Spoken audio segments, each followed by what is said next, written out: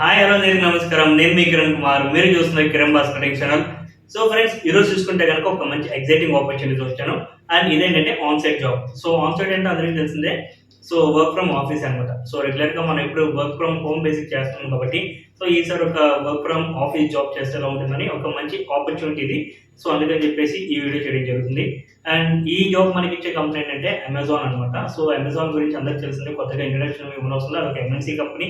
And అందరి మొబైల్లో Amazon అనేది ఖచ్చితంగా ఉంటుంది. ఫ్లిప్కార్ట్, అమెజాన్ ఎలా మనం రెగ్యులర్గా యూజ్ చేస్తాం కాబట్టి. అండ్ దీనికి సంబంధించిన ఒక మంచి ఓపెనింగ్ అయితే వచ్చింది. అండ్ ఈ ఓపెనింగ్ గురించి మనం క్లియర్గా డిస్కస్ చేసుకుని పోయే ముందు ఒక చిన్న బ్రీఫింగ్ అయితే మనం రీసెంట్గా చూసిన ఒక ఇష్యూ గురించి అయితే చెప్పాలనుకుంటున్నాను. అదేంటంటే పేటిఎం గురించి. సో చాలా మంది ఏంటంటే పేటిఎం యాప్ వర్క్ అవుతాయేమో, నాకేంటి ఇలాగా చాలా వస్తున్నాయి, కన్ఫ్యూజన్స్ ఉన్నాయి.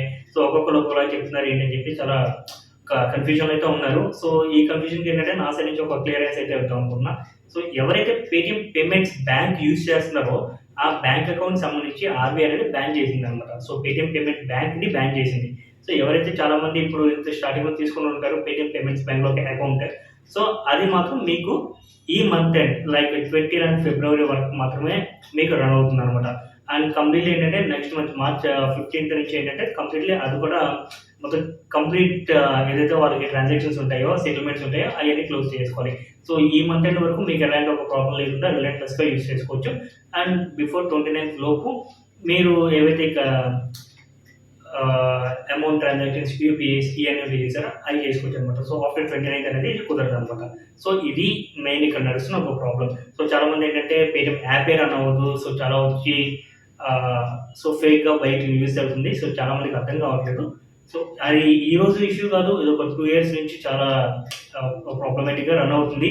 సో వాళ్ళకి సంబంధించిన ఒక కేవైసీ డేటా సరిగ్గా మెయింటైన్ చేయకపోవడం సో ఇలాంటి ఒక స్ట్రగుల్స్ వల్ల ఆర్బీఐ వాళ్ళ మీద కొంచెం సో కీన్గా ఒక ఐఏసీ అన్ని ట్రాన్సాక్షన్ ఎలా జరుగుతున్నాయి ఏంటని చెప్పి చూస్తుంది అనమాట.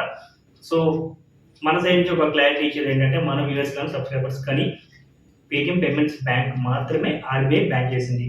సో దీన్ని మీరు ఇంతకుముందు ఎప్పుడు ఎలా యూజ్ చేసుకునేవాళ్ళు లైక్ మొబైల్ రీఛార్జ్కి వాటికంతా యూజ్ చేసుకోవచ్చు. సో వ్యాలెట్ టాప్అప్ ఇదైతే జరగదు. Okay.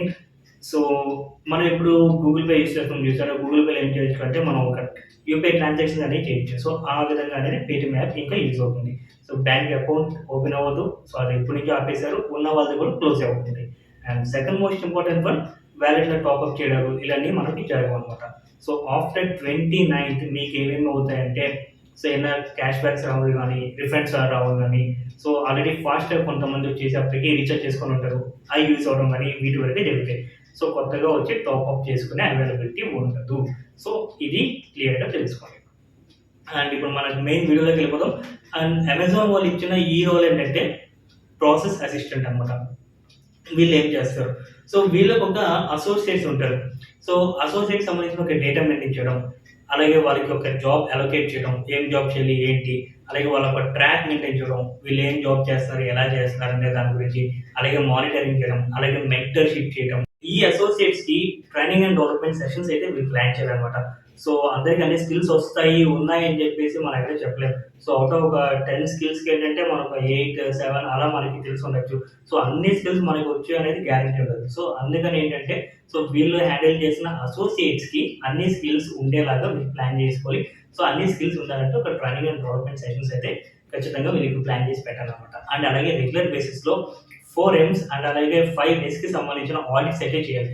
First of all 4 M's చూసుకుంటే మ్యాన్, మెటీరియల్, మెషిన్ అండ్ అలాగే మెథడ్. సో ఈ 4కి సంబంధించిన ఆడిట్ అయితే చేయాలి. And as well as 5 S. So set in order, sort, shine, standardise and sustain.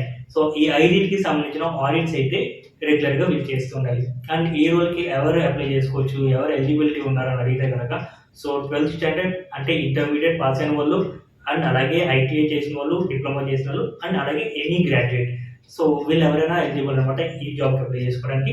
And if in case కనుక మీరు సెలెక్ట్ అయితే ఈ జాబ్ వచ్చేసరికి హైదరాబాద్ క్యాంపస్లో ఉంటుంది. సో చెప్పాను కదా స్టార్టింగ్లోనే, ఇది ఒక ఆన్ సైట్ జాబ్. సో ఆఫీస్కి వెళ్ళి ఆఫీస్లో మనం జాబ్ అనేది చేయాలన్నమాట. సో వర్క్ ఫ్రమ్ హోమ్ అయితే ఇది కాదు.